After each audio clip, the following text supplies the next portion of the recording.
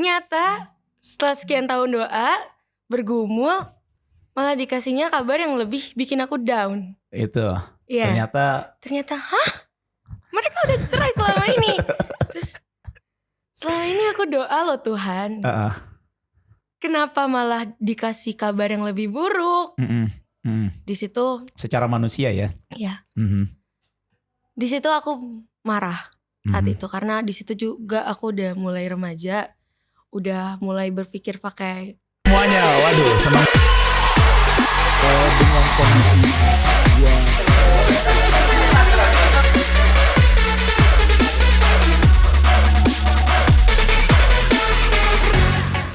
Dalam kehidupan manusia setiap orang pasti mengalami yang namanya pergumulan, pasti mengalami permasalahan, pasti juga mengalami hal-hal yang mungkin tidak enak dalam hidupnya. Tapi sebagai manusia juga kita juga nggak boleh untuk lupa bahwa yang namanya jalan keluar dan solusi itu pasti tetap ada. Dan percayalah setiap kali setelah hujan matahari pasti akan terbit dan pelangi juga pasti akan muncul. Dan di tengah-tengah kita hari ini sudah kedatangan seorang tamu spesial gitu kan, seorang wanita cantik. Dan langsung aja kita berikan tepuk tangan untuk Gaby. Halo. Gaby apa kabar? Baik puji Tuhan. Baik ya Gaby ya. Dong, senyumnya sekarang sumringah ya, luar biasa ya. Kalau senyum tuh Gaby itu apa ya? Frame tuh langsung kayak seolah-olah penuh dengan senyumnya. Wah, gitu. Penuh dengan senyum. Ya, Gaby apa kabar? Baik ya? Baik. Lagi sibuk ngapain ya hari-hari ini? Lagi sibuk kuliah. Lagi sibuk kuliah ya? Iya, saking sibuknya tadi kita mesti nunggu lagi ujian. Iya nih. Saking sibuknya tadi mesti nunggu untuk karena selesai ujian ya. Iya, ujian dulu. Gimana tadi ujiannya? Ini banget, mepet banget waktunya. Oh, baru dikasih tahu? Iya, baru dikasih tahu. Sama dosennya? Belum di briefing minggu lalu. Tahu-tahu tadi ujiannya udah apa? Ya, tapi lancar kan semuanya kan? Lancar.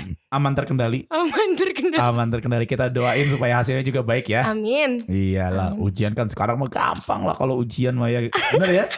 Nggak usah repot-repot gitu kan. Yang penting chill aja. Yang penting chill aja. Yoi, gitu. Online soalnya. Gaby apa kabar nih? Udah lama banget gak ketemu.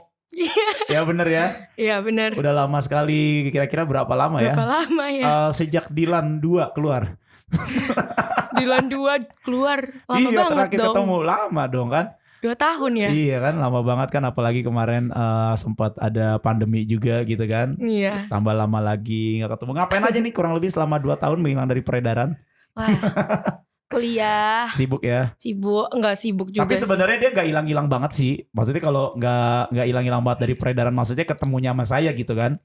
Soalnya saya masih mengikuti jejak-jejaknya di Instagram gitu kan. Eksis banget gitu kan di Instagram. Enggak eksis banget. Eksis lah, setiap hari pasti ada story-nya gitu. Setiap hari soalnya nongol di timeline saya gitu story-nya. Iya. Iya, aku mengakui kalau itu deh. Ya itu ya. Iya, sekarang aja udah mulai agak kurang alay ya. Kalau dulu kan maklum kan dulu SMA ya kalau dulu kan Instagram itu kan story-nya sampai titik-titik gitu kan, sampai kayak bintang gitu. Kalau sekarang udah lumayan lah garis gitu ya. Kalau dulu tuh ini eksis banget ini anak nih ya. Aduh. Ya begitulah. Anak marching band dulu. Iya, bangga nih jadi marching. Kok bisa dulu pilih marching band? Kan suka main musik, suka musik. Oh, suka musik. Ya, tapi kenapa marching band? Gitu kan pertanyaan. Kamu megang apa dulu marching band? Trompet ya? Bisa sampai sekarang main trompet. Wah, udah lupa. Trompet sama apa, snare ya? Enggak. Kalau di marching tuh fleksibel. Oh gitu. Jadi, bisa ganti-ganti. Bisa ganti-ganti. Tapi pegangan aslinya apa trompet? Trompet. Kenapa pilih marching band? Seru aja kok ngeliat ininya. Apanya? Musik-musik yang digabungin jadi satu tuh seru aja. Oh gitu ya. Kan biasanya kan kalau perempuan apa sih?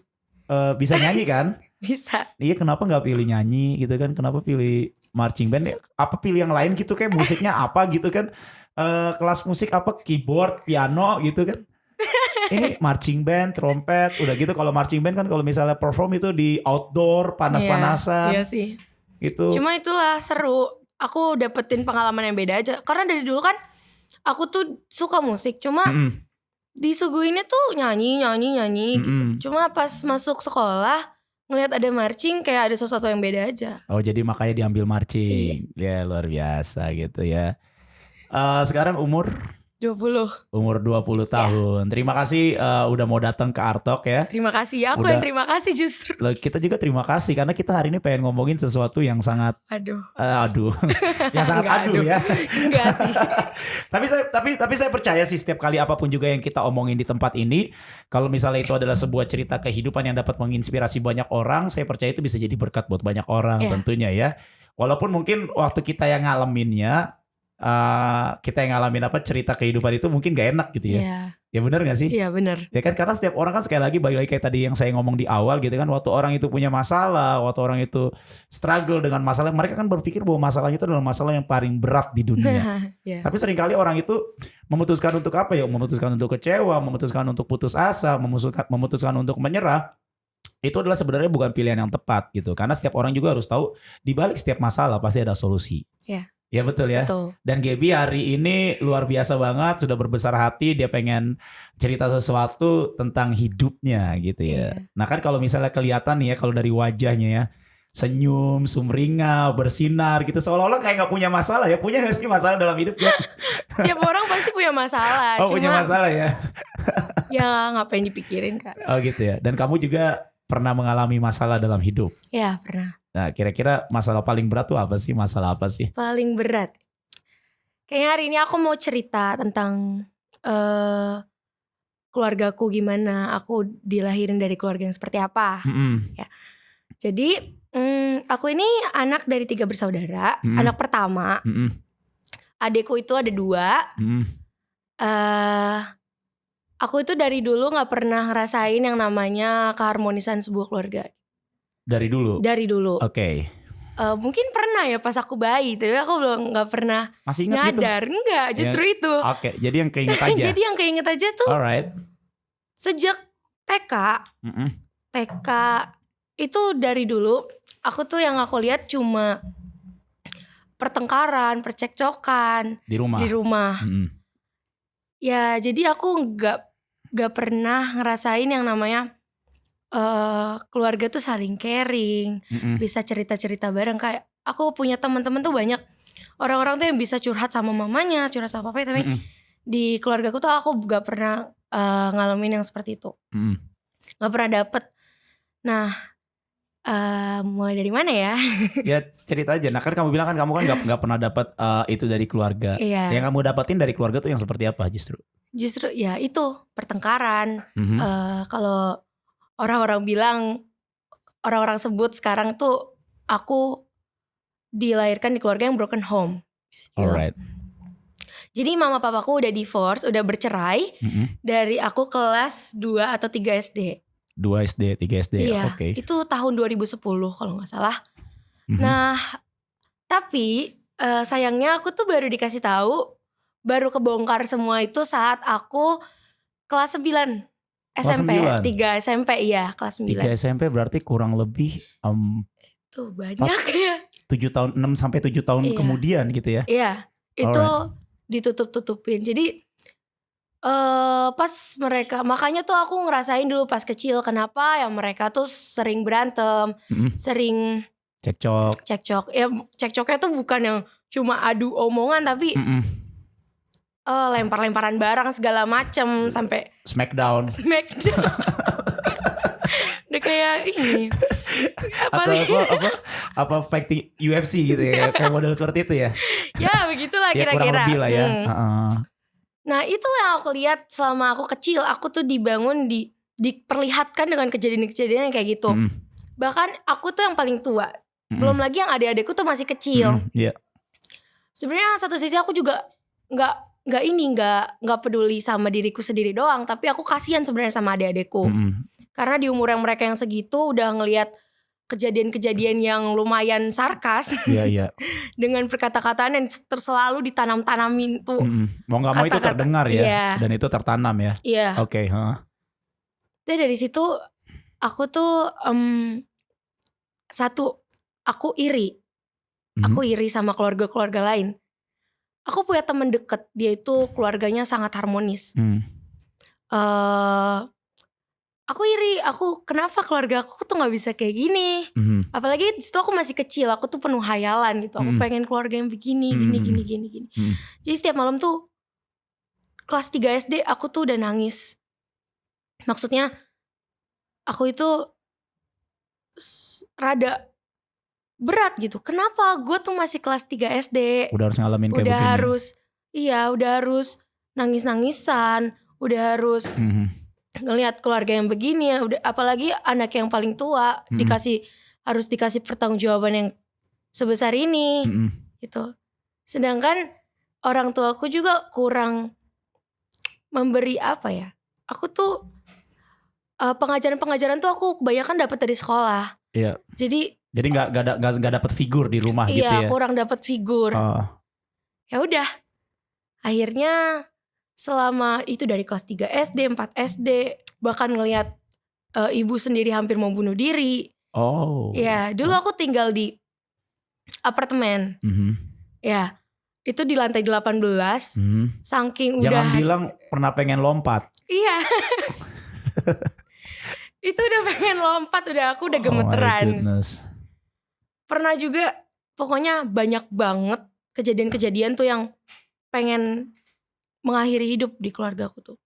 Entah dari mama, entah dari papa. Nah, waktu kamu ngalamin itu kan berarti kan waktu kamu mulai ngelihat keluarga cekcok, berantem, ribut mulut gitu kan. Terus ada yang namanya ribut fisik, bener ya? Iya. Sampai ribut fisik itu kan masanya itu antara kamu SD, betul ya? SD. Dan kamu di situ belum tahu kalau misalnya mereka sudah divorce. Belum. Padahal mereka memang sudah divorce sejak kamu kelas 2 atau kelas 3 SD. Dan kamu baru mengetahuinya ketika kamu 3 SMP. 3 SMP.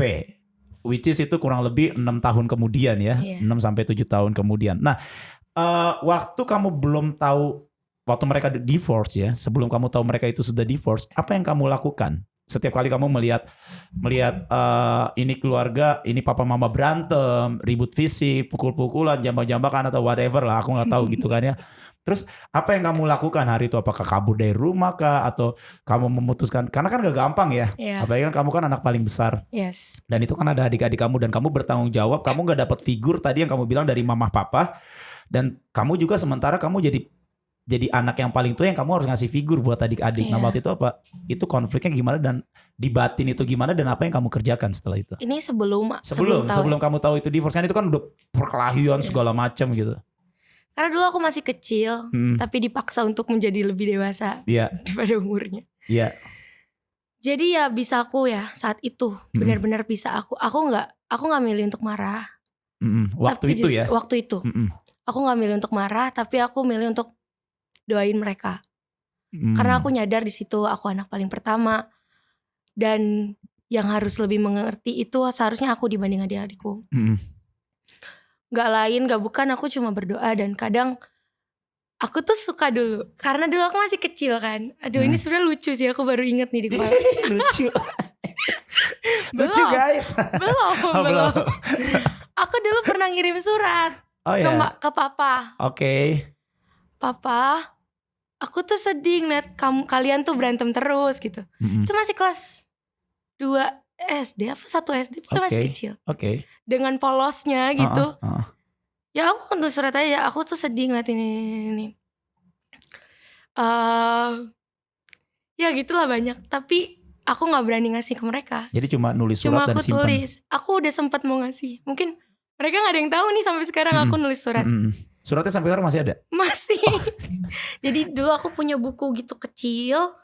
Nah seharusnya suratnya itu dirobek kalau mau dikasih kan. Iya, ini masih ada dalam buku. Oh berarti kayak diary gitu ya? Iya diary. Cuma itu berupa surat untuk orang tua gitu. Pengen ku kasih cuma aku ragu. Aku masih simpan sampai hari ini. Terus ya itu aku cuma bisa berdoa. Aku pendem. Aku ngelihat semua kejelekan mereka, tapi aku nggak berani komplain. Aku nggak mau untuk marah. Atau di situ juga aku masih kecil. Aku ya gitu cuma bisa nangis. Tapi ya kalau aku nangis pasti orang tua tuh reda. Oh gitu. Karena aku kan di situ juga masih kecil, pasti hati orang tua langsung. Masih anak SD ya waktu itu ya. Dan waktu itu kamu ngajak adik-adik kamu memilih untuk berdoa atau sendiri aja? Aku sendiri sebenarnya. Sendiri karena aja ya.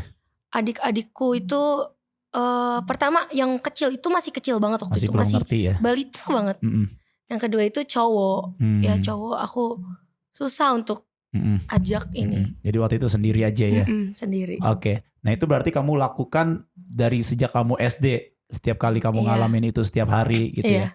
Emang kan gak pernah gampang ya, gak pernah mudah waktu melihat kejadian itu setiap hari gitu kan. Iya. Nah tapi kan kamu bilang kan kamu kan gak pernah dapat figur nih di rumah gitu kan ya. Gak pernah dapat figur dari papa, dari mama gitu kan. Gak pernah bisa lihat contoh yang baik gitu kan. Baik dari sisi karakter, baik dari sisi pengajaran, baik dari sisi didikan. Betul ya, karena yang kamu lihat yang melekat itu adalah waktu mereka berkelahi, waktu mereka berantem, waktu mereka mengucapkan kata-kata kasar gitu kan. Itu yang otomatis kan tertanam, yang masuk gitu kan ya. Nah yang membuat kamu itu bisa berdoa itu dari mana gitu. Ya ini menarik nih. Tadinya saya nggak pengen nanya ini, cuma saya jadi mikir gitu kan. Ini anak kan nggak pernah nih dapat figur dari orang tua gitu kan. Yang dilihat kan cuma masalah yang jeleknya aja, ribut-ributnya aja. Kok bisa kamu berdoa? Karena pertama, aku sekolah ditempatkan di sekolah yang diajarin berdoa. Oke. Jadi satu-satunya wadah, satu-satunya tempat itu cuma sekolahku. Berarti kamu dapat figur dari situ? Iya, bahkan aku tuh sering curhatnya tuh sama guru kadang.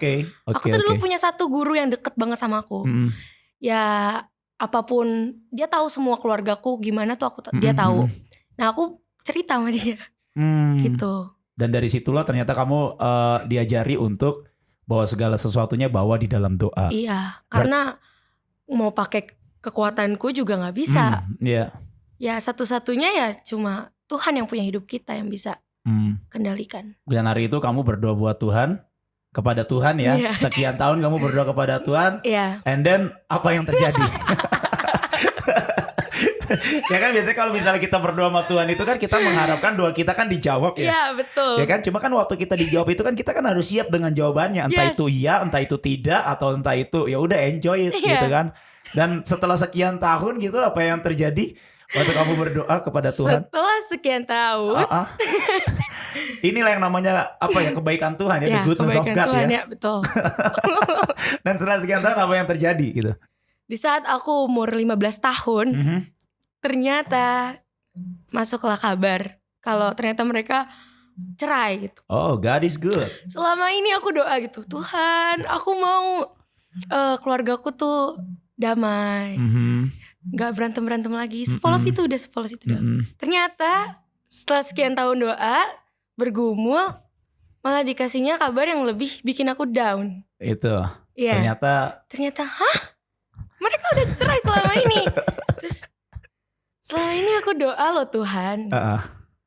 Kenapa malah dikasih kabar yang lebih buruk? Di situ. Secara manusia ya. Iya. Di situ aku marah saat itu karena di situ juga aku udah mulai remaja, udah mulai berpikir pakai. Udah mulai pinter. Udah mainin logika gitu kan. Ya aku marah. Aku sebel banget lah. Kecewa. Ya mau nangis juga udah gak bisa. Terus ya dalam hatiku, oh ternyata gue dari kecil orang tua gue udah cerai. Ya udah mau gimana. Aku sempat hopeless di situ. Sempat kayak misalnya ini kayaknya udah gak ada harapan lagi gitu nih ya. Iya. Ya ini segala sesuatu doaku seolah-olah sia-sia gitu kan. Yang gue doain kok justru malah ternyata apa yang gue takutin yang terjadi gitu. Dan itu ternyata udah terjadi sekian lama gitu ya. Dan hari itu logika kita gak bisa berpikir bahwa Tuhan itu baik. Iya bener ya. Aku sempat kecewa sama Tuhan. Bahkan sama keluarga aku sendiri.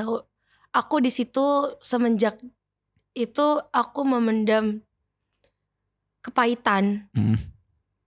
Selama kurang lebih 1-2 tahun aku pendam kepahitan. Setelah tahu kalau udah divorce. Iya. Aku gak mau ngomong sama papa.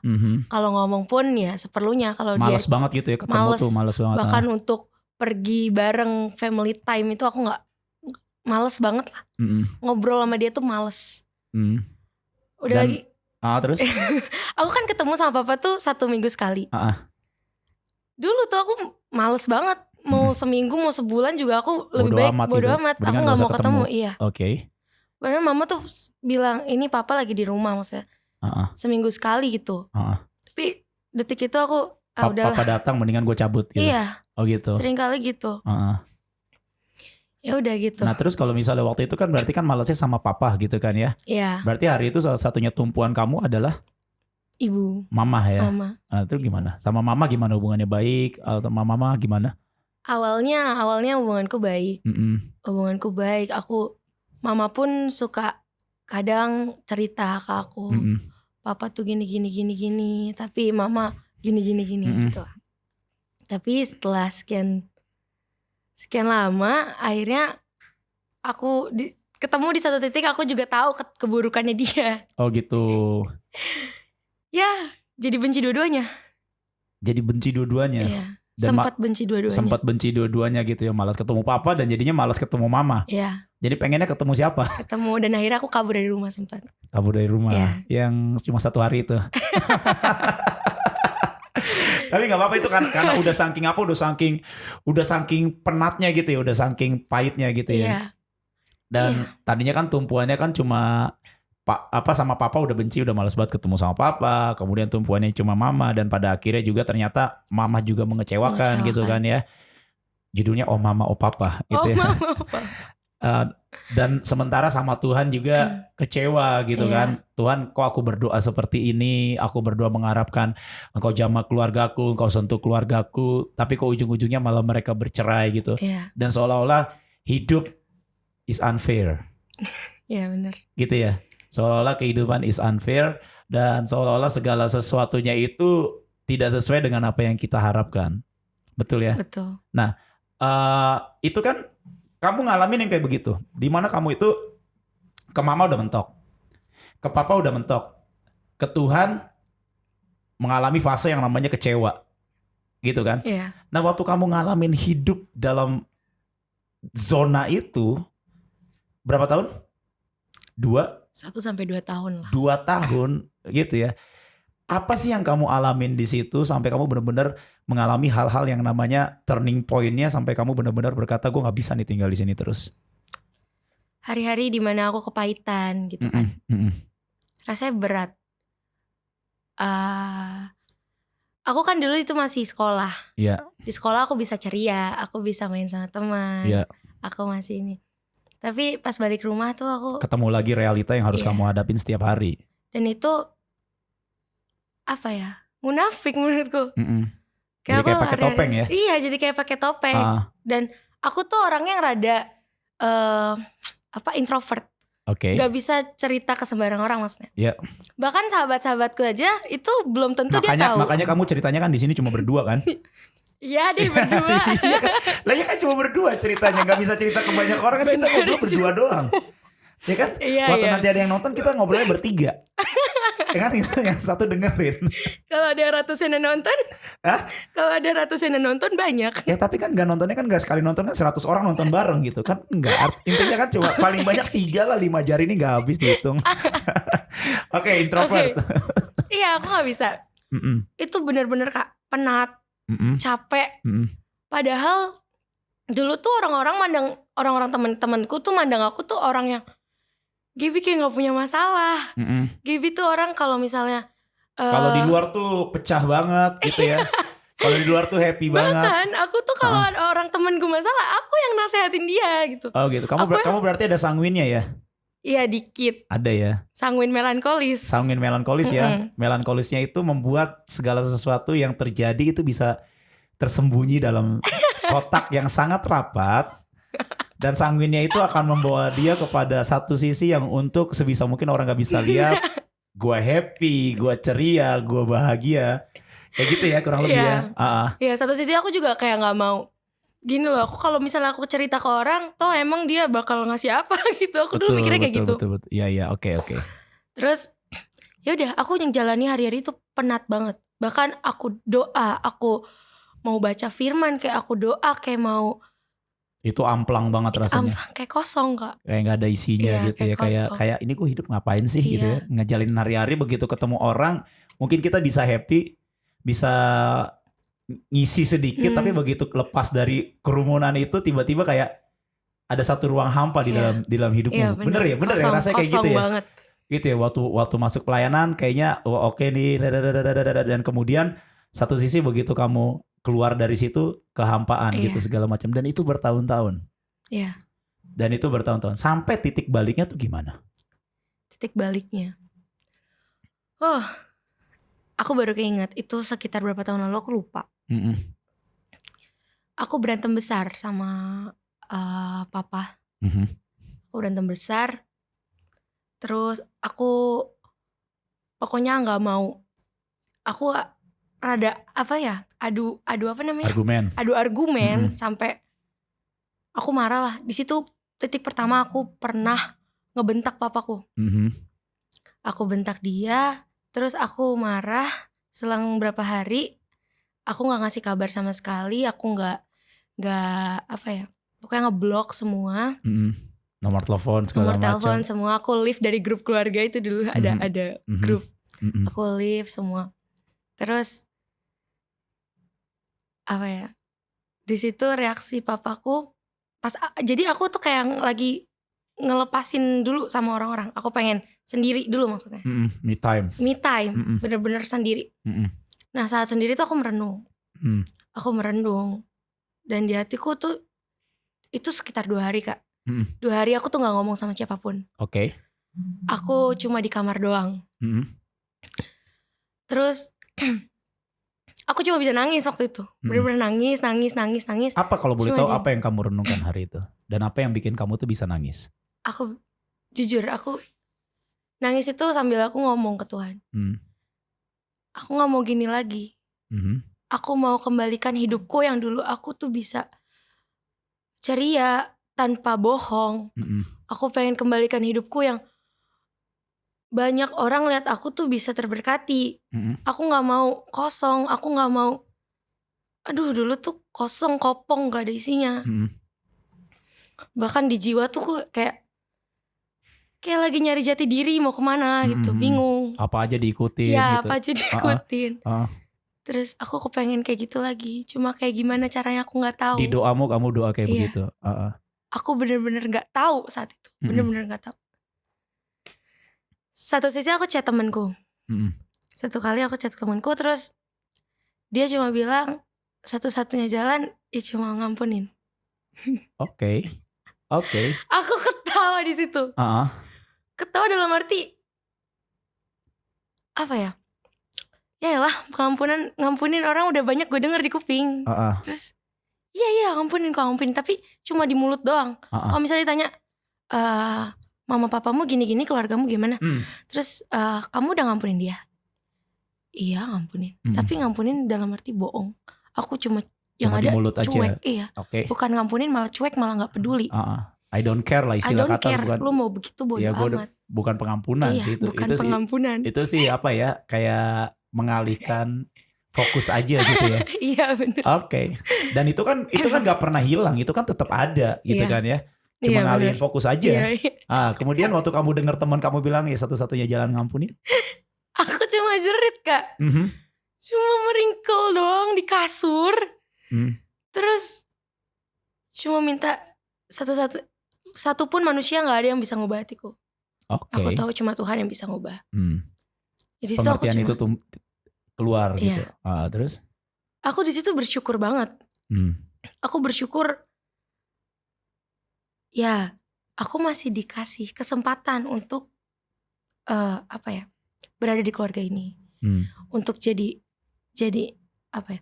Jadi aku mikir gini, kalau bukan aku yang mulai, aku bingung itu mereka mau gimana lagi. Aku bersyukur aku disadarkan. Lewat chat dari temen. Iya, cuma chat sepenggal. Padahal sebelum-sebelumnya kamu itu sudah sering dengar kata-kata itu tuh sering banget gitu ya.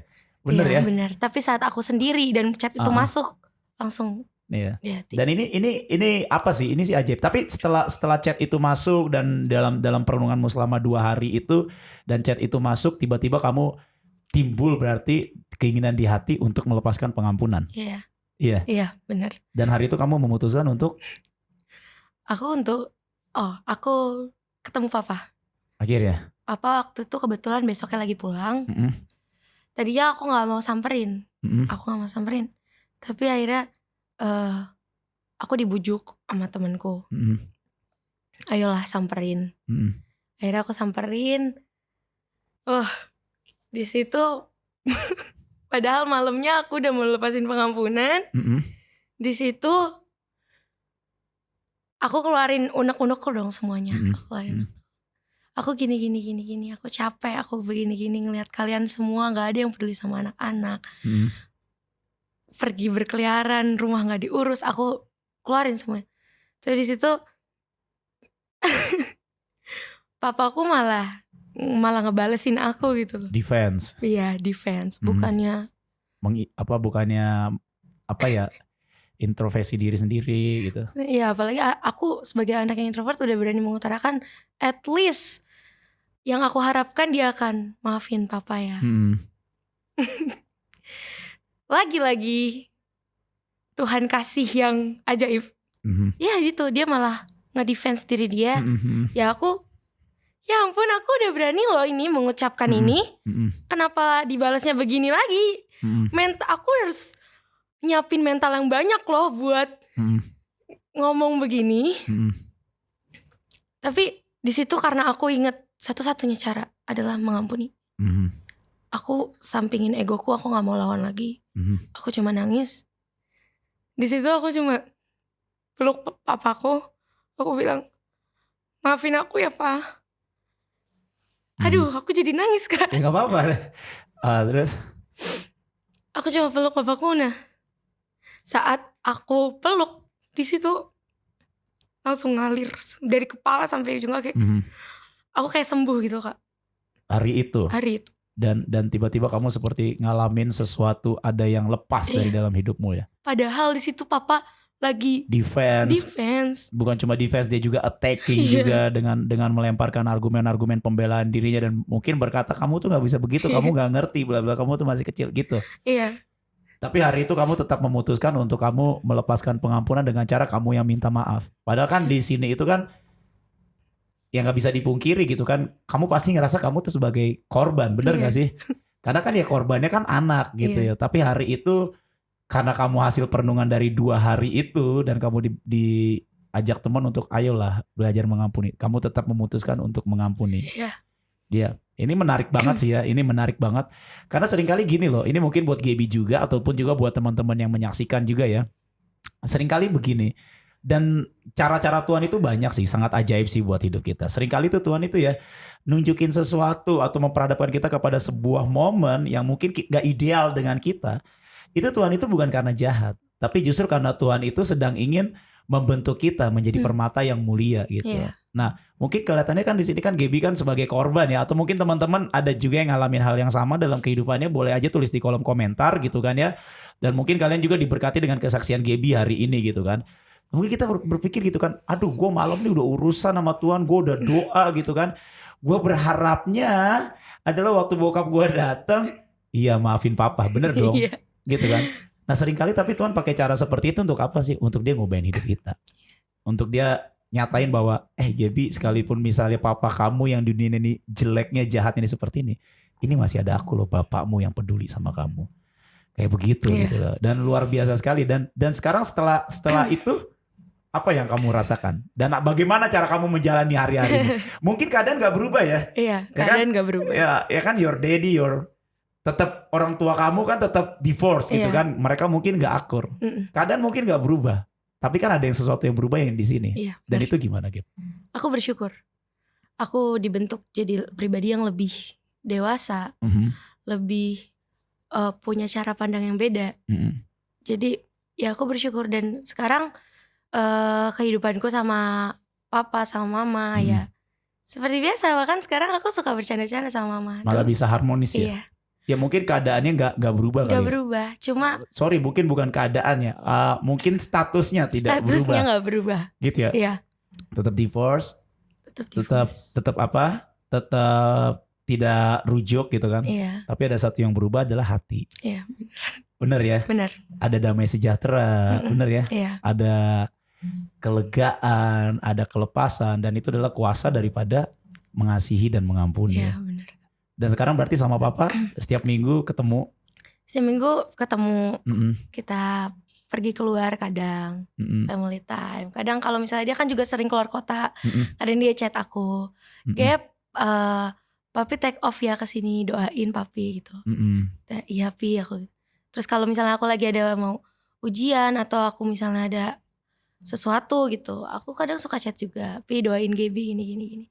Jadi ya semua kembali lagi, walaupun ya mereka nggak menyatu, walaupun statusnya nggak berubah gitu kan. Tapi hatiku pulih. Tapi ada sesuatu yang dipulihkan. Wah, luar biasa sekali.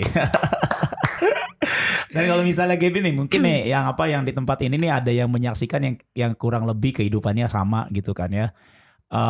Diizinkan oleh Tuhan untuk mengalami kehidupan yang sama, mungkin punya pesan nggak buat setiap teman-teman yang lagi nonton nih hari ini? Pesan aku, pasti semua keluarga tuh punya masalah yang berbeda-beda. Ya kan, mungkin ada yang kayak aku atau bahkan yang lebih parah. Tapi tetaplah bersyukur gitu. Apapun yang dialami bersyukur, karena Tuhan itu gak tidur. Tuhan tuh lihat setiap doa, setiap permohonan, setiap tangisan. Kalaupun kita melenceng atau kayak aku waktu itu sempat kabur, sempat kecewa sama Tuhan.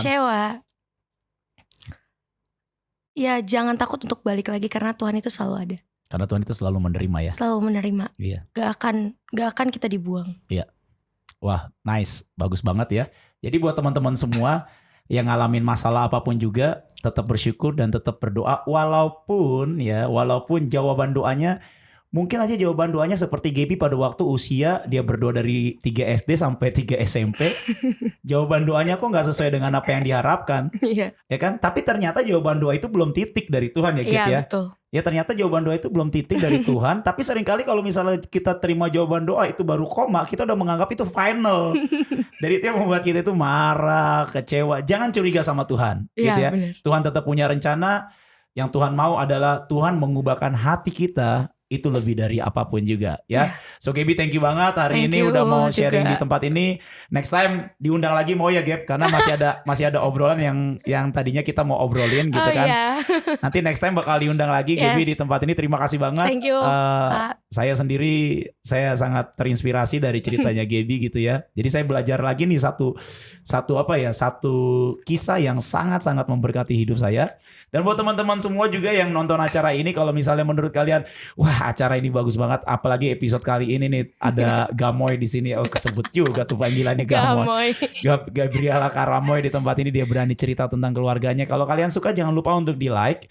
Dan kalau misalnya hari ini kesaksian hidup daripada Gaby ini benar-benar bisa memberkati hidup kalian dan kalian tahu bakal memberkati teman-teman kalian, jangan lupa untuk di share videonya. Dan yang terpenting adalah jangan lupa untuk di subscribe dan bunyikan loncengnya. Supaya apa? Supaya kalian gak tertinggal berita-berita terbaru, info-info terbaru dari Asia Zara Radio. Oke, terima kasih sekali lagi ya Gaby ya buat kesempatannya hari ini ya. Lain waktu boleh diundang lagi ya. Iya boleh. Saya sangat diberkati. Dan saya Rolis Firman. Saya Gaby Karamoy. Kami undur diri dulu, sampai ketemu di episode berikutnya. God bless you all. Bye-bye. Semuanya, waduh senang.